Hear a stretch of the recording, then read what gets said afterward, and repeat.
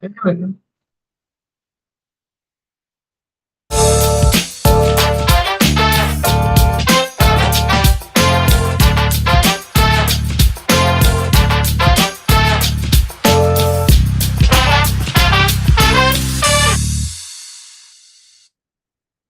Welcome, everybody. I am your host for today, Dr. Monica Ogando. Sorel and Giovanni couldn't be here with us today, so you get me. Yay! And today we are talking about, the power of completion.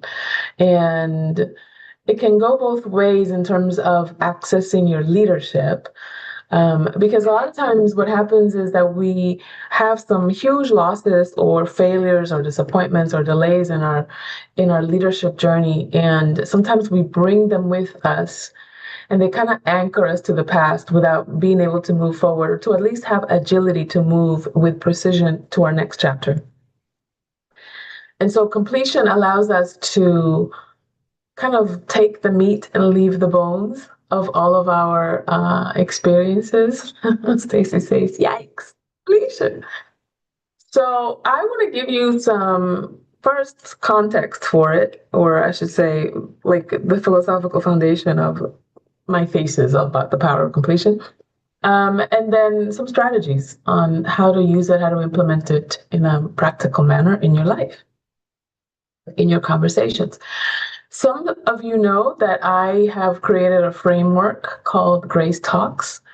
And Grace Talks is a framework that allows you to move from conflict to collaboration. And in this case, from conflict to completion, right? And it allows us to move in a way that recognizes our humanity, that recognizes that we do carry the culmination of our experiences with us, without it being a weight, without it being an anchor that drowns you in the ocean of your own achievement. So let's begin with the first part of that. The first part of the Grace Talk framework, and Grace stands for an acronym, and the G is to air out the grievance. And what that looks like, because a grievance might not necessarily mean that you have a bone to pick with somebody, that there's some level of conflict. It could rise to that level, but it doesn't have to. It could really just be there's an elephant in the room and nobody's talking about it, right? Like that uncomfortable, awkward feeling. It could be that. And so the first step to airing out the grievance is consent. And that really just means identifying who's speaking and to whom and creating consent for the communication. So what that looks like could be, Stacy, I'm going to use you for this example.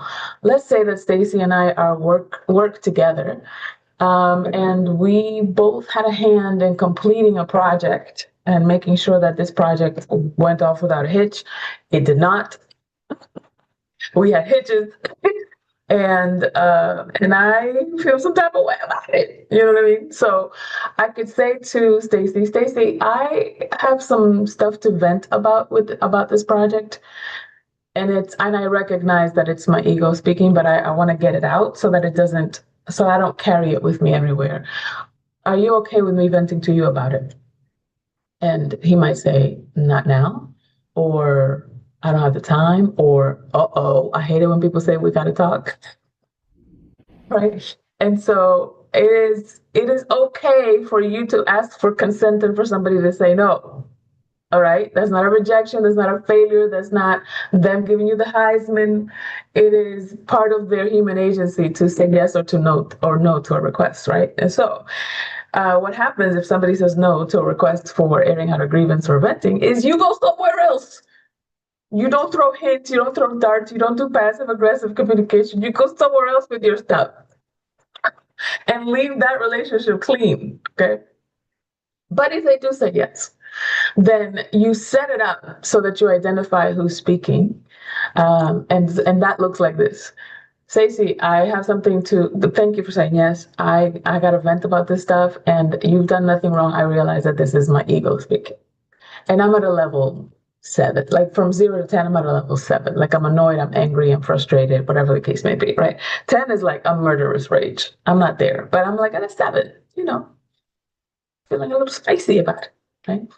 So when you do that, then you recognize that the next, whatever it is, if you set a timer for it, which I recommend, let's say 2 minutes, 5 minutes of you running your mouth is really just like the dog barking. You've heard me use this analogy too. If you were with us in the daily huddle, in the earlier iteration of the daily huddle, where I talk about when there's a lesson or a blessing coming to the house of your own consciousness, the first one that shows up at the door is Fido, the dog, right? But nobody came to see the dog. They came to see you. But the dog is, as soon as the bell rings, are going to the door. Like nobody came to see you, Otis. So it's the same thing with your ego. Sometimes when somebody's venting or doing something like that, Stacey, the first one that's going to come to the conversation is going to be your ego. Be like, no, she says it's just her ego speaking, but she's talking about me, right? That's okay. That's just Fido barking, right? And so for those 5 minutes, you just understand that it's just Fido barking, and you don't take it personally. You don't internalize, et cetera, et cetera. The response to somebody venting is, thank you for sharing. How can I support you? It's not to defend. It's not to justify. It's not to go tit for tat. It's not to explain how come we dropped the ball or, yeah, but what about when you did this and that and the third? Nothing at all. You're not volleying any balls. All you're doing is holding space. Thank you for sharing. How can I support you? Now, as I'm always going to say every time that I come over here, every time that I get on this conversation, on the huddle, I'm giving you some information that it usually takes me 3 days to unpack in a corporate offsite retreat. But I'm giving you the Cliff Note version for this, right? And so there are ways to handle the the grievance in a restorative way, right? And even restore is in itself an acronym. And just to give you like a sneak peek of coming attractions, you can always DM me and send me your email. I can send you some literature on the Grace Talk. The RESTORE acronym stands for repeat back. These are ways to respond to event. Repeat back, give them some empathy, a simulation of like a simulated apology, a simulated contrition, etc. Touch, in some environments that might be appropriate, like when you're talking to your children or to your spouse or to somebody that you're intimate with, it might not be appropriate in corporate, right? And open-ended questions, reassurance, and emotional intensity. That's what RESTORE stands for. So I know I'm talking fast. Thank you for listening fast. I appreciate it. So the next step in the Grace Talk framework, now that we've gone through the grievance, the G, is the root of it all. And accessing the root just means, where did this come from? Because the thing that bothered you about whatever that person did isn't the first time it happened. Okay? It's called trigger for a reason. What happens when somebody triggers you? It generates a reaction out of you, whether it's anger, frustration, sadness, whatever the case may be. But the reason why the trigger works, if you can imagine where we got that actual visual from, the reason why the trigger in the gun works is because there's already a bullet inside. If the safety was on, if there was no bullet, if the gun wasn't hot, the trigger couldn't do anything. Does that make sense? So when somebody triggered you, there must be who put the bullet in there is the question that accessing the root asks. And so for you, that might be some internal work, some journaling work, et cetera, that says, the reason why I felt so resentful in this project is because I felt like I was holding the bag. And that happened to me in my childhood because I'm the oldest daughter of 3 children. And every time that we had to do something with the children, I always felt like I had to be the responsible one. I couldn't just be a child. And now here I am being the responsible one again, or something like that, right? Now, again, I'm going to give you this disclaimer every step of the way, that there are some conversations that you may or may not want to have in a work environment. They may feel too vulnerable. They may feel too intimate. They may feel too maybe even irrelevant to the conversation that you may have in that particular work environment. It may not even align with the culture. There are some cultures that are not interested in your humanity, that are not supportive of you divulging yourself in that way. I've heard many clients say to me, I'm not going to do that because somebody's going to weaponize what I share with them and it might cost me my promotion. Right. So if you are in an environment that does not allow you to be that forthcoming, that's okay. You can still do your inner work and you can still do that with a trusted colleague, with a trusted mentor or coach, et cetera, et cetera. And in many cases, when you have external coaches, such as I'm the external coach for many of my corporate clients, they come and do that work in our sessions so that they don't have to bring it to the conference room, to the team meetings, et cetera, right? Accessing the root. The A is accountability. So we've gone through grievance, we've gone through accessing the root, the R, and now it's accountability. What does that look like? Accountability looks like, here's how I created this environment. Once again, this might be an internal conversation with you in your journal, but the way to create in your mind how you created this experience for yourself, not that you created the situation, the circumstance, because that may have been beyond your control, but the way that you created the experience for yourself in terms of what you felt and thought about it, such that you would have a grievance. Could be for your interpretations, could be for your expectations, could be for your unspoken communications, right? So there's a lot of things that you're carrying that you haven't yet held yourself accountable for. Like, I could have asked for help.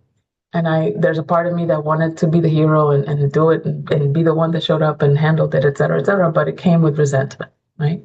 And these are things that when you say them and you admit them, at least to yourself, then you are more aware of all of the pieces, the parts, as they're called, of your own psychology that are moving around as you are growing in your leadership. So that's the A. In grace is accountability. The C is to come to a new agreement. So that might look like, Stacey, I want to create an agreement with you that in the future when we're working together, will you check in with me to make sure that I'm not swallowing some of these unspoken expectations, et cetera. And what you can count on from me is that when I feel something level up, I'll say it as well. But just in case, if I don't say it, will you check in with me? And if you don't check in with me, I'll say it, right? So that we cover both bases. And you come to an agreement in terms of working together to handle that trigger in the future. Not that the trigger is eliminated, but that we have a different relationship to it now because we've brought it to a new awareness, right? And the E then, in grace, so grievance, root, accountability, come to a new agreement. The E is execute. Execute that new possibility, execute that new relationship, that new agreement, et cetera, et cetera. Sometimes you may or may not have time to have these kinds of conversations. Sometimes they show up like a hour-long meeting, or it could be a lunch or breakfast conversation or whatever. Sometimes it's an internal kind of like you have to fluff your own aura and keep it pushing.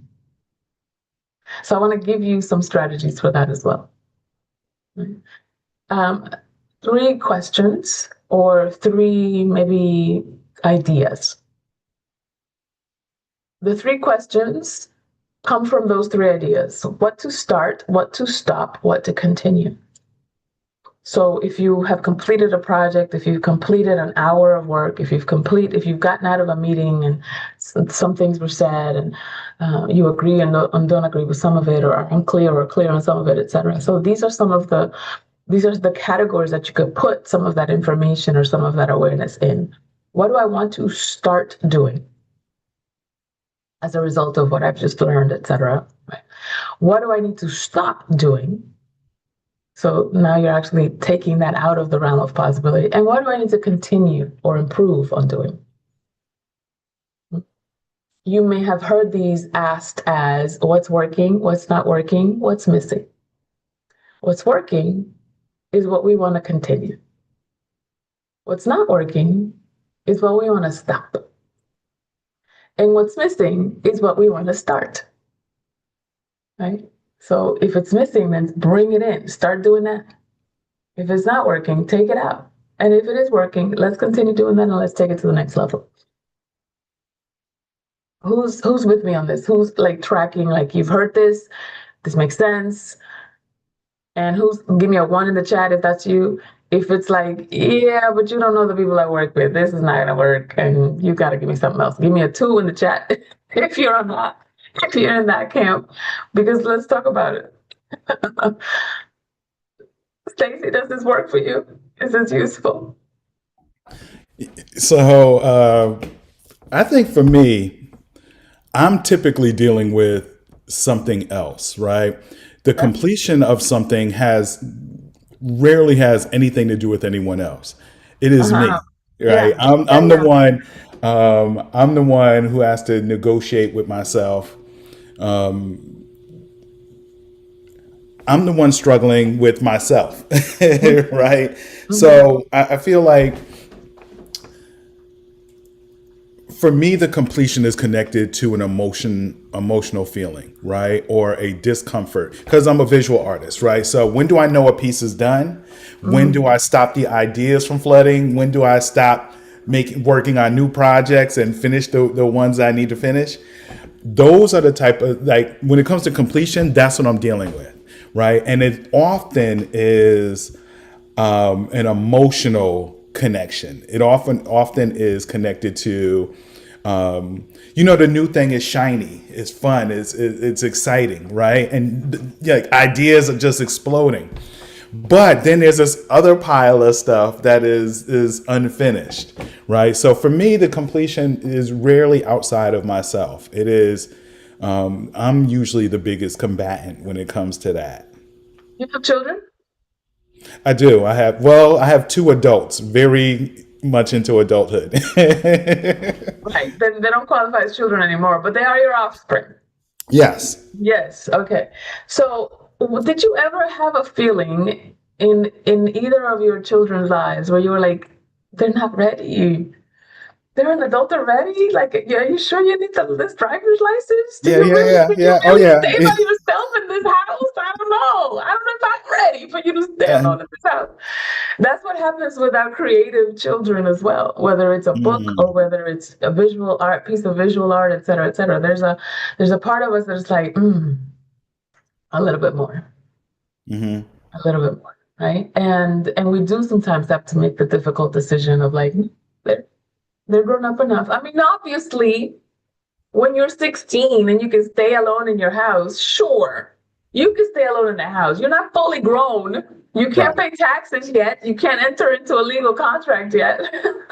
But there's some semblance of adulthood and self sufficiency that you can be trusted with, right? hmm hmm And the same thing happens with some of our creative endeavors and intellectual properties, such as books, such as art, such as, this kind of thing, where it's like it might need some maturation. That's true. But for now, this level of adulthood is okay. This level of self sufficiency and completion is okay. And you've got to make the hard decision sometimes, or the heart wrenching. Maybe it's not hard technically, logistically, but the heart wrenching decision to say, okay, I can stop here. I can let my foot off the gas here. Right, right, right. Yeah.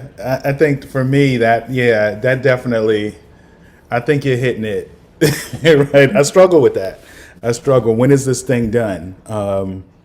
I just literally just did this for a portrait of a beloved former professor who recently passed away, Mm. and just this morning I had to send this to his wife, and I'm like, is this done? Is this complete? Is this good enough?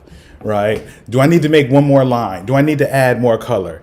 He didn't wear a lot of color. Should I take out all the color and make it black and white? Right? Like, all of these things are things. And I said, you know what? The memorial will be at some point. Yeah. I need to send this. And I did send a note. If you don't like this, if you love it, I will send a high res version. If you don't love it, let me know what I can do to fix this. Right. Great. Yeah. At some point, I just had to let it go. And am I Yes. comfortable with that?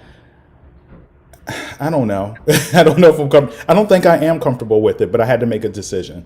Yes. hmm Yes. And, I think. I love where you're going with this line of questioning, because there comes a point where our reticence to let something go or to always be iterating on it has to do with the devotion that we have to the craft or to the art. Mm-hmm. And that's why we keep tinkering. And then there's times when we keep tinkering because we don't want to look incompetent, insufficient, or like we don't know what we're doing, or like you shouldn't have trusted me with this project, and da, da, da, da. That's more of a I don't want you to see my insufficiency versus Yes. I want to make sure that I do a good job because this matters to me. Right? Mm-hmm. We've got to be self-aware enough to know which one is pulling more. Mm-hmm. When it's the ego conversation, that ain't got nothing to do with the canvas. That's you and the Lord and your journal, Mm-hmm. to put it that way, right? Mm-hmm. And it's a great practice. It's a great practice in self trust, in connecting to the source of your own creativity, whether we call it God, Lord, the universe, the muses, the creative muses, or whatever the case may be.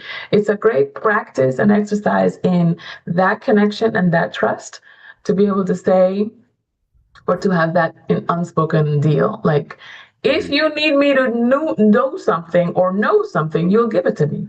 And it'll come in an inspiration and an intuitive hit and a divine download and a conversation. This happens to people on TV all the time. How many murder cases have been solved because somebody said something in a conversation? All of a sudden, the detective broke the case, right? So that level of connection with infinite wisdom is something that we get to rely on in our creative pursuits, and to be able to say, if I ain't got it yet, I am meant to get it yet. And let me just keep pushing. Not Yeah. from not from suppressing, but from a place of like, I trust that I got what I needed in order to push this in excellence here now. Yeah. Thank you for that. I appreciate that. I'm gonna work on it. That's I'm okay. gonna It work does on take it. pressure. It takes practice. Absolutely. Thank you for that too. I'm sure you're not the only one that's been handling that, right? So thank you for that, Stacey. All right. Joelle, you're here. Hi, Yes, I'm Joelle. here and happy to be here. Thank you. Thank you. Um, I love what was just mentioned because that I operate like that with my editing. Mm, And you would think when I think back on my photos for clients, they are, I mean, ecstatic in ways, and I mean, almost every time, and yet I feel like, okay, I'm glad they're happy, but then I still feel like I could have done more work. And in hearing this conversation, I realize I operate like that in all things. yeah. So I know there's an issue there, people telling me how good of a listener I am, how good I am with advice and support, and I'm still really learning to embrace that truth about myself because it's just been something for years, and I'm thankful for that gift, and I see that. But there's this element of me that feels like I hear you, but I can do better, or and I'm in this book. It's new. It's a new book. I'm still reading. I just started reading it, but it's called The Gap and the Gain, and Mm, it talks about really kind of paying more attention to your progress and where you came from than the ideal, because the ideal is always going to be something you're chasing anyway. yes. And that's something that I'm very looking forward to reading, because in this conversation, what I'm getting to is just, it's like you said, God will give you what you need always. And I know I am beautifully, fearfully made. I know that he holds me to a standard that he knows I'm able to reach, that is beyond what is right now. I know.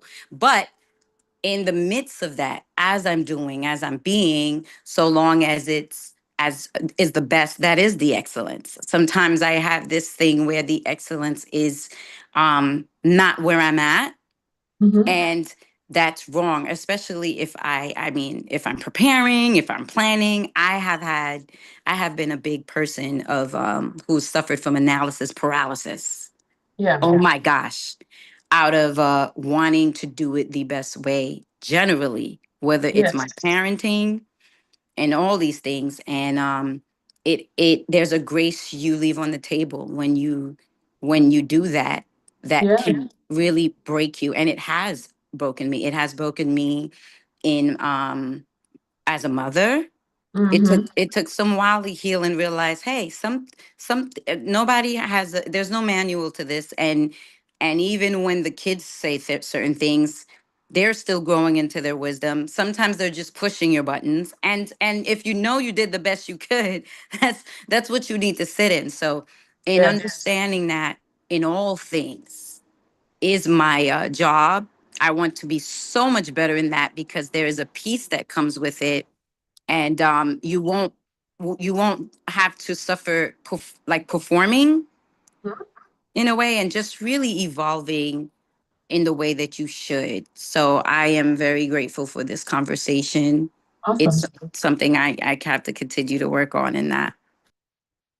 I don't know that we're ever done with it. I mean, even in our death, I've been around people who were taking their last breath, and um, what they wish was, I hope I did okay.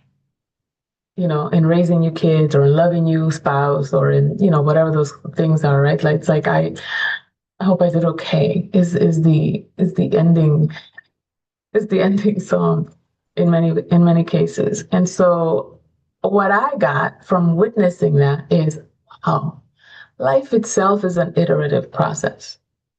And all the pieces, the ingredients that make up life, whether it be our relationships or a phase or a decade or a phase of, even with our children, right? Like our Stacy mentioned, his children are grown, but they're still your children. So, but now you're parenting them differently because they're adults, but they continue to be your offspring. And so even when the relationship changes and transitions, and now we relate to one another differently because you're an adult now. You don't need me the way that you did when you were 3, but you still need me in other ways, right? And so when you can see that transition, you yourself as a human being need things today that you didn't need when you were 3, that weren't relevant. You didn't even know that was Yes. something that you could have wanted.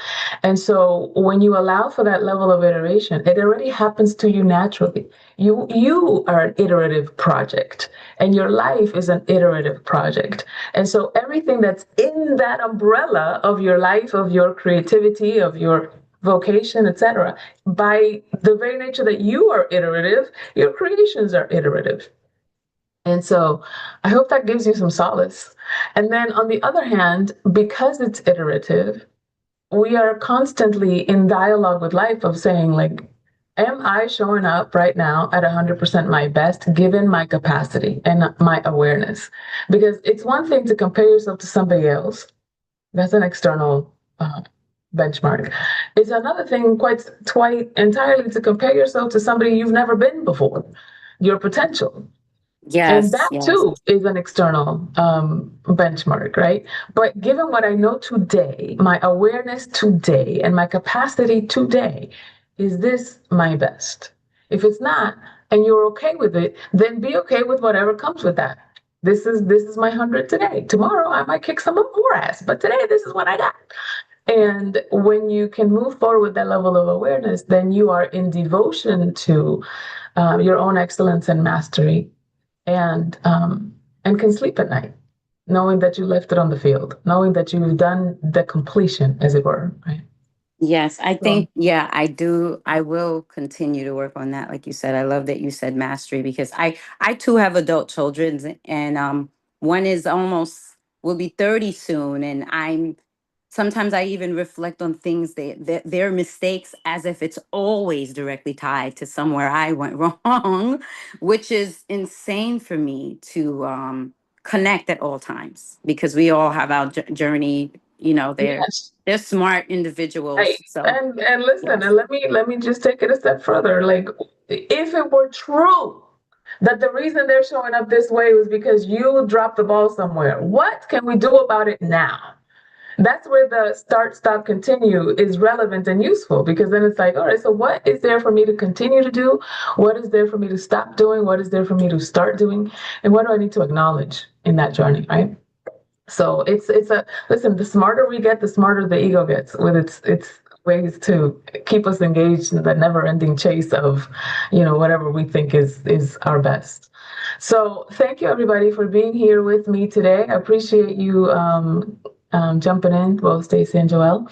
Remember, everybody, to stay eating plant-based food, stress less, exercise more. Remember that twerking is a Kundalini raising exercise. I know Joelle and Gio don't, excuse me, Joelle. Gio and Sorrel don't remind you that twerking is a Kundalini raising spiritual exercise, but I will. Every time I'm here, I will, mind you. And I want you to get at least 7 to 9 hours of sleep every day. Always audit your assumptions. Remember to check yourself before you wreck yourself. And we love you. See you next time.